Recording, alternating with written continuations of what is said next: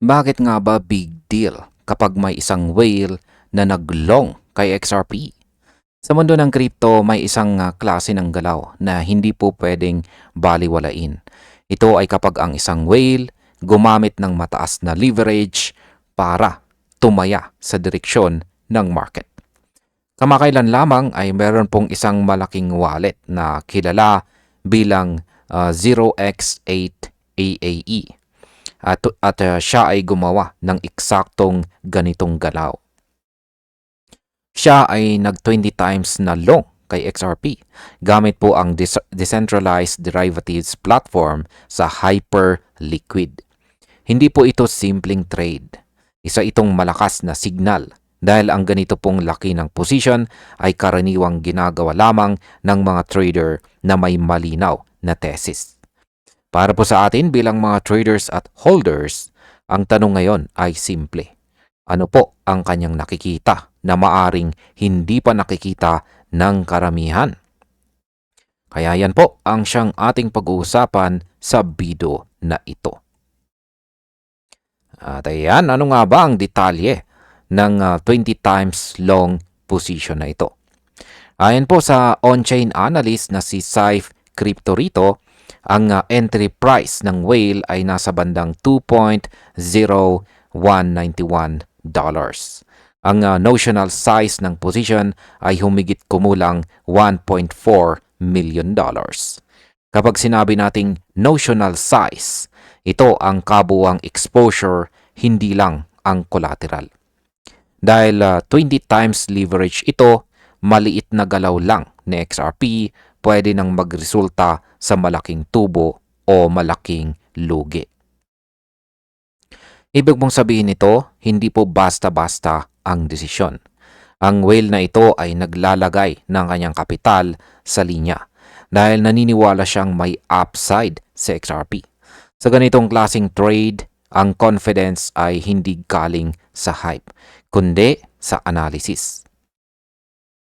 Ano po ba ang Hyperliquid at bakit ito ginagamit ng mga whales? Ang Hyperliquid ay isa pong decentralized perpetual futures trading platform na kilala sa mabilis na execution at saka mababang spread. Gumagamit ito ng smart contracts kasama ang hybrid on-chain at saka off-chain matching engine. Sa madaling salita, halos kasing bilis ito ng centralized exchanges pero nananatiling centralized.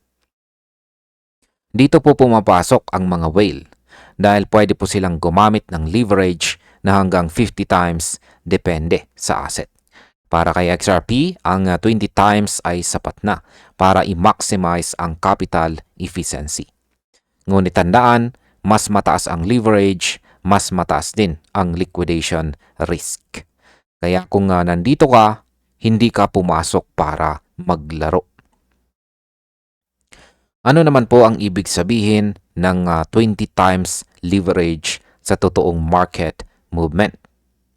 Kapag sinabi nating 20 times na leverage, bawat 1% na galaw ng presyo ay nagiging 20% na epekto sa position. Kaya kung umakyat po sa XRP, mabilis ang kita. Pero kung bumaba, mabilis din po ang liquidation. Ito ang dahilan kung bakit kadalasan ang ganitong klase ng trade ay ginagawa lamang ng mga may malinaw na invalidation level. Hindi po ito random bet. May stop logic, may risk management. Para sa mga whale na ito, ang pagtaya sa 20 times long ay indikasyon na naniniwala siyang matibay ang support zone ng XRP. At sa kasalukuyang structure, mukhang handa po siyang ipagtanggol ito.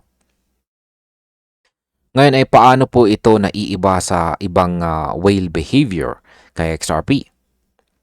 Mahalaga pong maintindihan na hindi lahat ng whale ay bullish ngayon.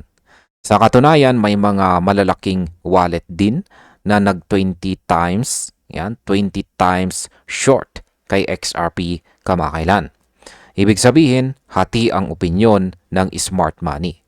May naniniwala po sa breakout, may naniniwala sa breakdown. Sa nakaraan, ang ganito pong mixed positioning ay nagdulot ng matitinding volatility. Kapag nagkamali po ang isang panig, nagkakaroon ng liquidation cascade. Kaya kapag may isang whale na pumupwesto ng ganito kalaki sa long side, maaaring inaasahan niya ang isang catalyst, technical man o fundamental. Ngayon ay ano naman po ang sinasabi ng mas malawak na on-chain data tungkol kay XRP? Hindi lang ito isolated whale trade. Ayon po sa market research, may paglipat ng kapital papunta kay XRP habang bumababa ang exposure kay Bitcoin at saka Ethereum. Ibig sabihin may rotation po na nangyayari. Ang mga investors ay naghahanap ng asset na may malinaw na utility narrative. Kasabay po nito, ang derivatives market ay nakakaranas ng mataas na liquidation events. Maraming trader ang nasusunog dahil sa over-leverage. Sa ganitong environment, ang whale na naglong ay tila nagsasabing handa na siyang sumugal kahit mataas ang risk. Ngayon ay ano po ba ang mga panganib o risk sa ganitong klaseng trade? Ayan, kahit gaano po kalakas ang signal, hindi ito garantiya ng pump. Ang high leverage ay laging may kaakibat na panganib. Isang biglang weak lang pababa, pwede pong ma-liquidate ang position. Dagdag pa rito, ang decentralized platforms tulad po ng Hyperliquid ay may sariling risk. Smart contract issues, liquidity shift, at saka Oracle dependency. Kaya mahalaga pong tandaan, ang whale move or galaw ng whale ay opinion lamang ng isang trader. Malaki ang pera niya pero hindi siya market mismo. Ang galaw na ito ay signal, hindi po instruction. At bilang panghuli ay ano naman ang aking masasabi tungkol dito? Ayan, ang paglong po ng wallet na 0x8 AAE kay XRP ay isa pong mahalagang event. Ipinapakita po nito kung paano po ginagamit ng smart money ang advanced tools ng DeFi para mag-express ng conviction. Habang may ibang whales na bearish, ang trade na ito ay nagpapakita na may naniniwala sa bullish phase ni XRP. Para sa atin, ang susunod na hakbang ay observation. Susundan ba ito ng iba pang whale longs? Mag-hold ba si XRP sa support? Kapag ang ganito pong positioning ay dumami, dito po nagsisimulang magbago ang market narrative.